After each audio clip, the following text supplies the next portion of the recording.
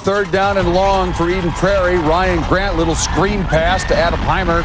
14 yards for the first down. Same drive. John Carruth on the receiving end. Touchdown, Eagles, 7-0. Their defense came up big all night long. Willie Mobley with the sack right here. He is the sophomore defensive end.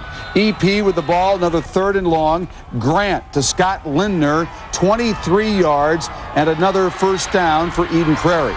Second quarter now, Matt Swanson. Watch the second and third effort as he picks up 8 yards on the play. He's just fighting for yardage. Great job by Swanson. Same drive. Carter Bykowski, 5-yard touchdown catch from Grant. 14-0 Eden Prairie. Max Pryor, the strip. Zach Armstrong, the recovery.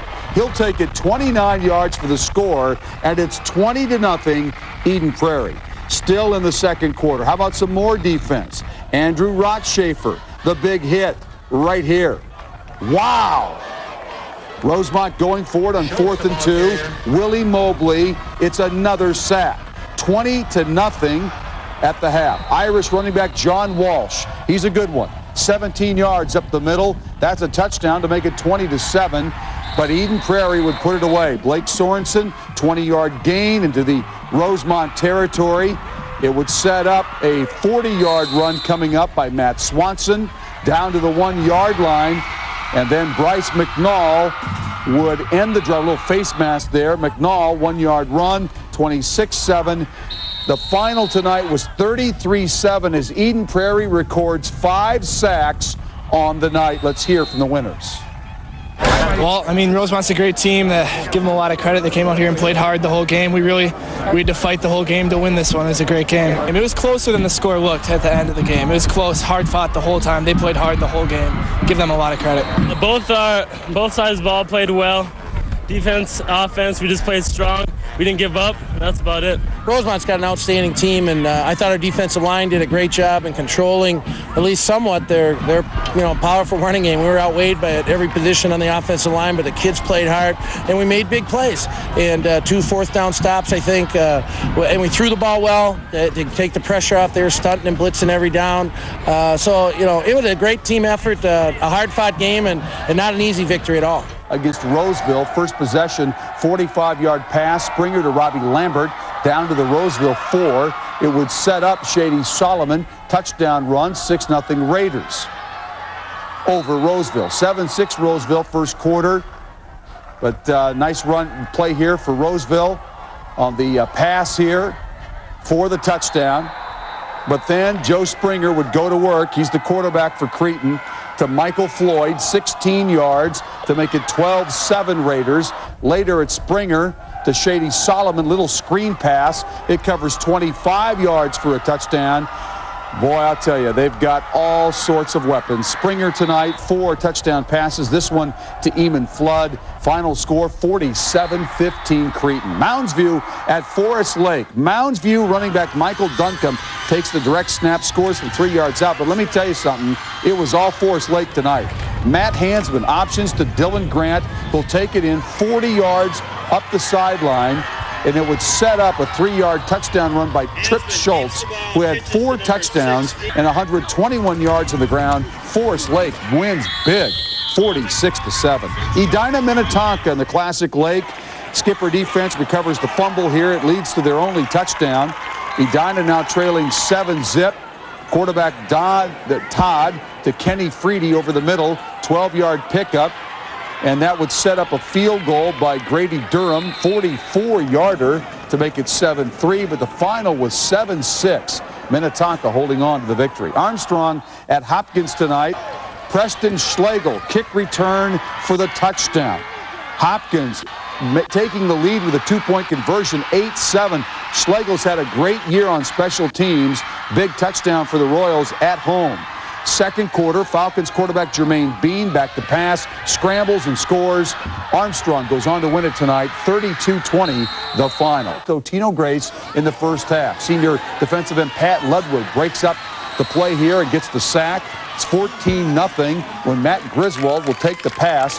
32 yards from Jordan Marshall to give Totino-Grace a 21-0 lead. And the final tonight was 35-7 in favor of the Eagles, a win for them. BSM at Cooper tonight, Benilde-St. Margaret's. Tom Harm, the sack for the safety to make it 23-7. And then their offense wraps it up. Dan Rolston, long touchdown run off the draw play, 30-13. So Benilde-St. Margaret's a winner at Cooper tonight. Better defense, and our offense was multifaceted. We threw and we ran very well. We ran all over them, and they same play over and over again. They couldn't stop it, so hats off to the offensive line. What a night for Antoine Davis, their star running back. We'll find him here down the field. 67 yards on this touchdown run. It's his third of the night. Watch the interception by Nick Smith for St. Louis Park. It gets tipped around, and then Smith would come up with a pick. Columbia Heights now goes on offense. Number 8 is Mike Sorensen, a 40-yard run that would lead to a score to cut it to 21-12. But the story of the night was Davis. He had 31 carries for 244 yards and 5 touchdowns. St. Louis Park wins 35-3. The winds of change may have blown through Mahtomedi tonight. The defending state champs in a dogfight with Hill Murray.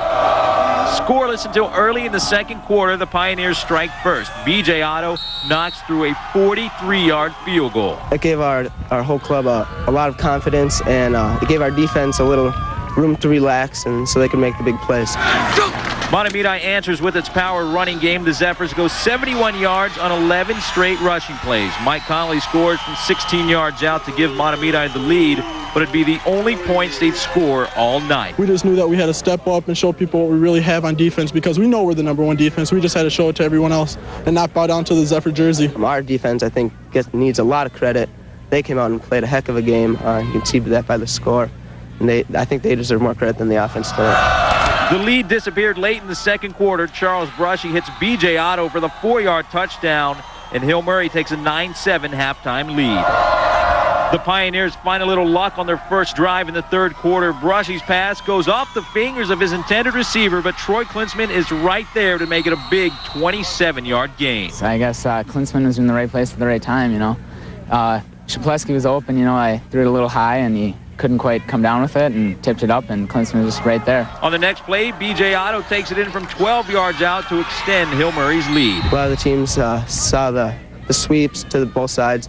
We thought maybe they could over-pursue, and so we knew the cutback lanes were going to be there. We just had to find a way to get to them. He's got great vision, and I think one of the best cutback runners in the state. He'll get out, we'll stretch a defense, and he'll see that backside seam and just make the cut. The Pioneer defense takes over after that, getting a tip pass of their own. Von Schmidt gets picked off by Nick Wenger on the tip drill. It's Wenger's second interception on the night, and the Pioneers are celebrating on the road, winning 15-7. We always say that to go through the conference, to win, you got to beat Mahtomedi. To win our section, you have to beat Mahtomedi, and if you can do both of those, you got a great chance at winning it all. All of us seniors, we haven't beat Mahtomedi since we've been here, except when we were freshmen. You know, that didn't really count because we didn't do much, but this is huge. This is the first time we've actually contributed and beat them. The Pioneers knock off Mahtomedi for the first time since 2003 and in the Zephyrs' 15-game winning streak, and now sit atop the Classic Suburban Conference. For the Prep Sports Extra, Charles Gonzalez, KARE 11 Sports. Henry Sibley against Como Park. Andre Tate, touchdown run off the option, ties the game at 6 for Sibley. Later in the third, though, Greg Morris, play action to Marcus Gustafson. 45-yard touchdown. Como Park wins today 13-6 over Henry Sibley. Washburn against the Polars. First quarter punt return. Giordi Phelps, see you later. 63 yards on the return. This guy's a great special teams player. 12-0 Minneapolis North. Later in the first, 5'2" quarterback Adonis Meekins, 50 yards to Phelps. Polars are winning 8. What a great catch, one-handed, 18-0. But Washburn comes back. Travell Holmes, 8-yard touchdown run, cuts it to 18-6. And then Munir El Hamid, 45 yards to Rashid Hageman. And the Millers would come back to win this afternoon. As you see the touchdown, 19-18 the final.